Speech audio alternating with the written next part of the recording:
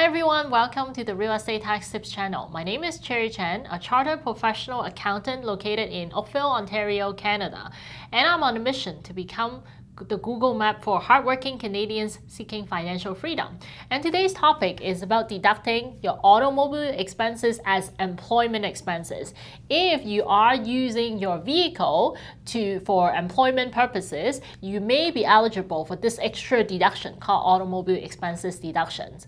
But there are a lot of intricacies and rules that you need to comply with before you can get the deduction. And employment expenses are often one of the most audited area that CRA focus on. So it's important to comply with some of these rules before you take the deductions to avoid future headache.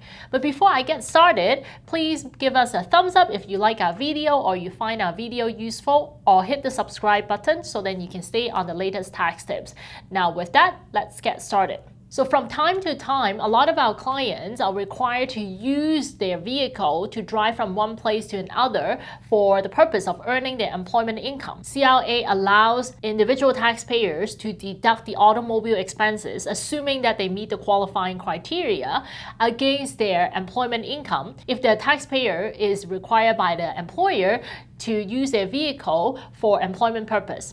At the same time, employers often offer different type of reimbursements, such as a per kilometer allowance reimbursement to the employees, such as giving a monthly allowance to the employees for the use of their vehicle, or sometimes they just offer it as part of the employment package to give them a monthly allowance to subsidize or help with their automobile expenses. Combining the two, we're going to go through how you would be eligible to deduct the expense and the different intricacies involved in deducting the automobile expenses if you receive automobile allowance from your employer.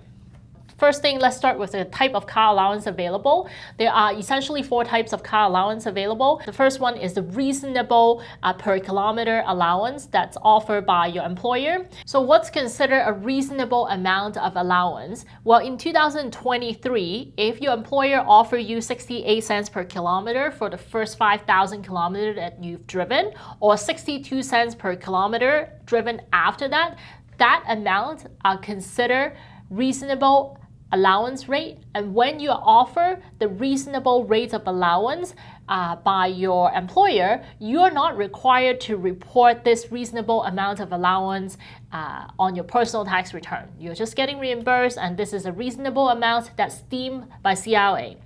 Now, in 2024, the reasonable amount of automobile allowance is 70 cents per kilometer for the first 5,000 kilometers driven, and 64 cents per kilometer driven after that. So if, again, in 2024, if you are getting reimbursed by your employer with this amount of automobile allowance, you would not be required to report that automobile allowance rate in your personal tax return.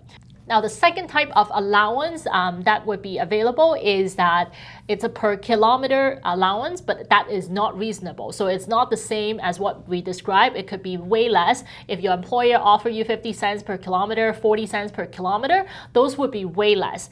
And that amount should be taxable, should be included as your part of your T4 if it is not the prescribed rate as mentioned earlier. The third type of allowance is a flat rate allowance. Essentially, they say the employer would say, hey, I'll give you monthly $500 for your car allowance. You can do whatever you want with it. It is yours. And typically, this type of car allowance is taxable. It's included as part of your T4. Now, the fourth type of car allowance is a combination of the flat rate allowance and also a reasonable kilometer reimbursement as well. So typically, with these two combined together that's being offered to the employee, they are often taxable. So what it means is that it's included as part of your employment income. You're paying tax on the amount that you're receiving.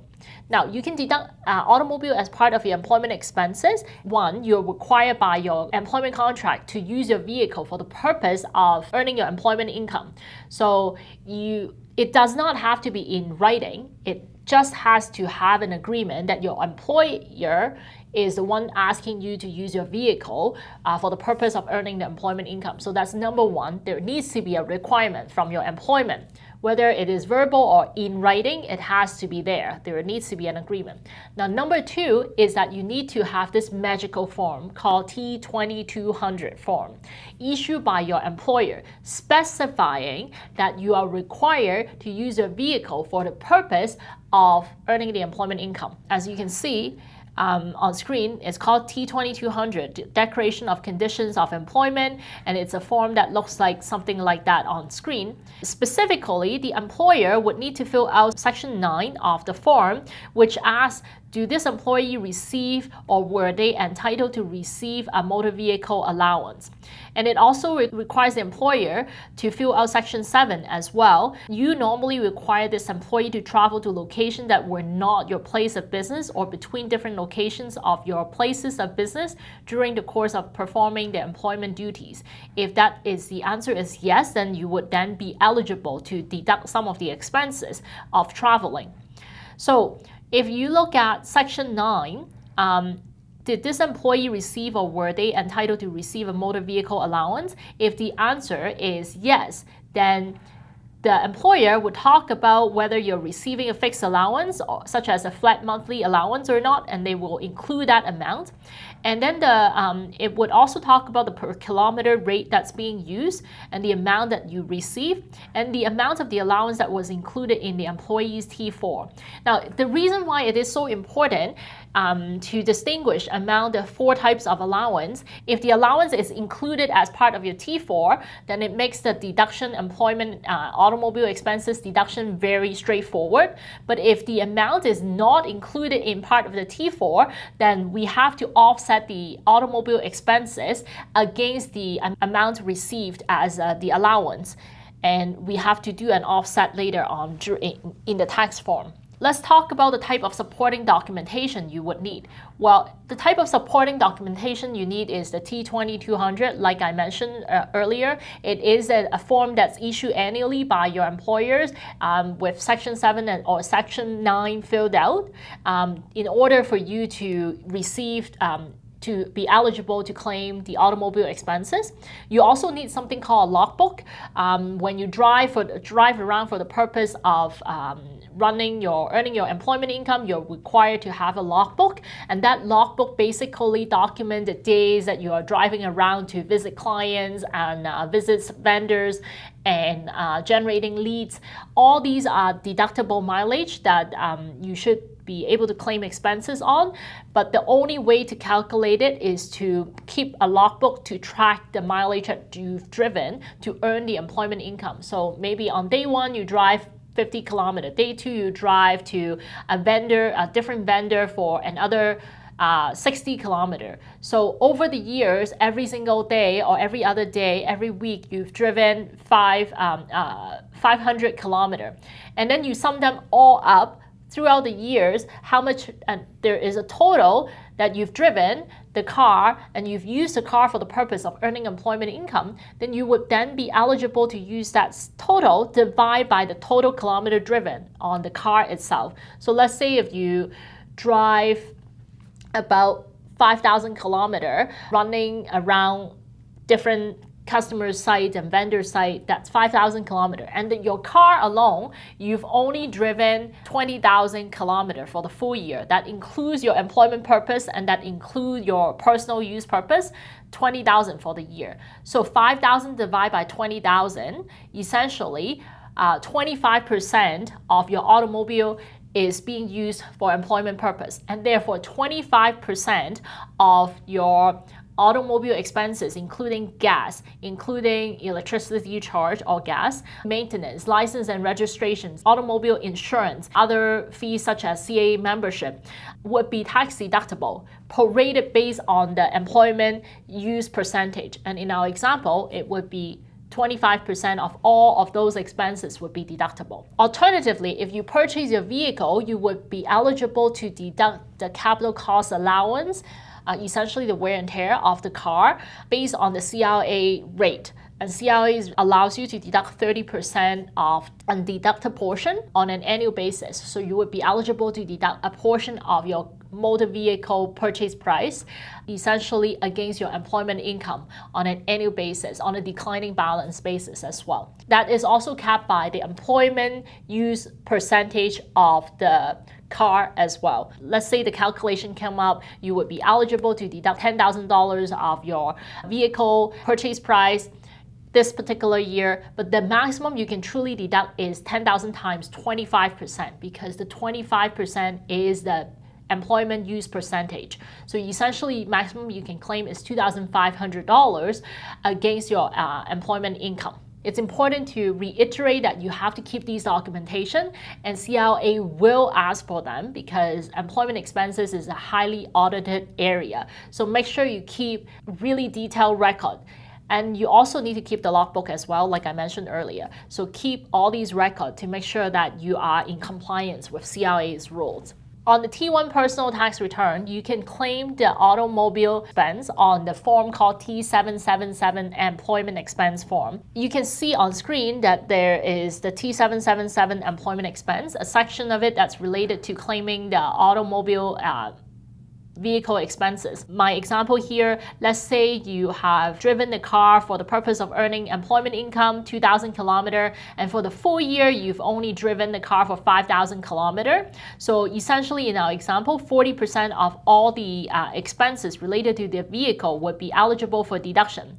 So in my example, the car, the gas expense is about $2,000 for the full year, maintenance and repairs is $1,500, insurance is $1,500, and there is no license and registration thanks to Doug Ford canceling all the license expense. This taxpayer also used his own purchased vehicle, and he's eligible to deduct about $16,000 of capital cost allowance, and then this taxpayer also purchased a CAA membership that's also part of the motor vehicle expenses.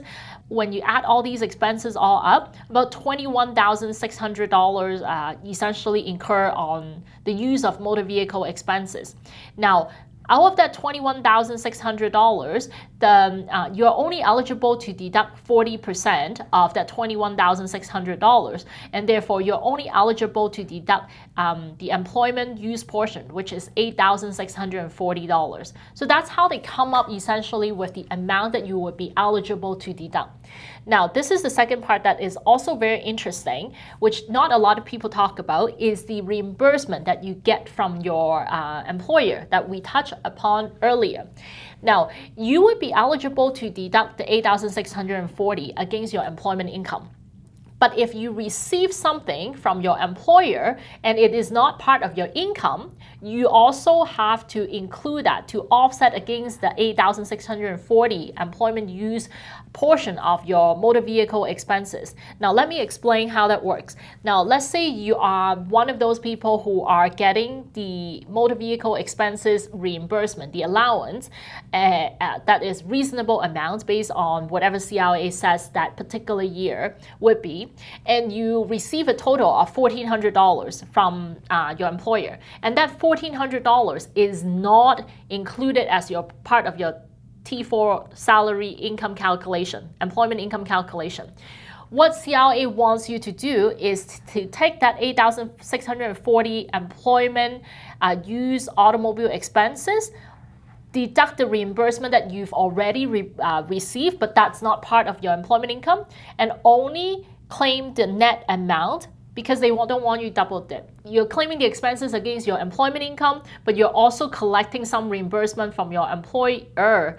So if you receive money from your employer, you have to make the clarification with the HR department or employer to make sure that the amount that you've received is already part of your T4 income. If it is already part of your T4 income, you do not need to include that in this line 3 box 31 here to do offset. As long as you're not double dipping, CLA is happy. There's a couple of commonly asked questions that I want to address as well. The first thing is, what's considered mileage driven to earn employment income? This is a great question. Generally speaking, the commute from your home to your office is not considered mileage driven to earn employment income.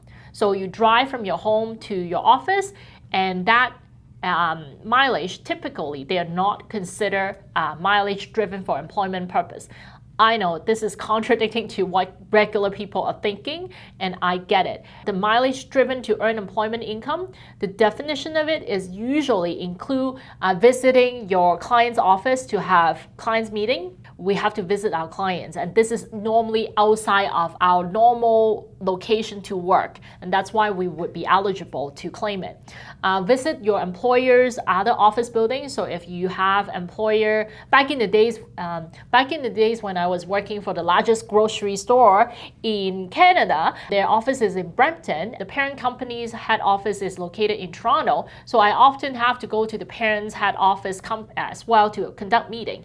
And driving there is outside of my normal work location, and therefore that location, the second location, would be an eligible employment mileage that I would be able to claim. Another example of mileage incurred to earn employment income would be to visit your vendors. Like I mentioned before, if you have to drive out to meet your vendors to inspect the manufacturing process, those would be good example of what employment mileage would look like. You might think that, hey, Cherry, this is a lot of work to keep the logbook, to keep all these records, keep all the receipts. Is it even worthwhile doing the work? Well, the reality is it depends on how much mileage you are driving around for the purpose of earning your employment income.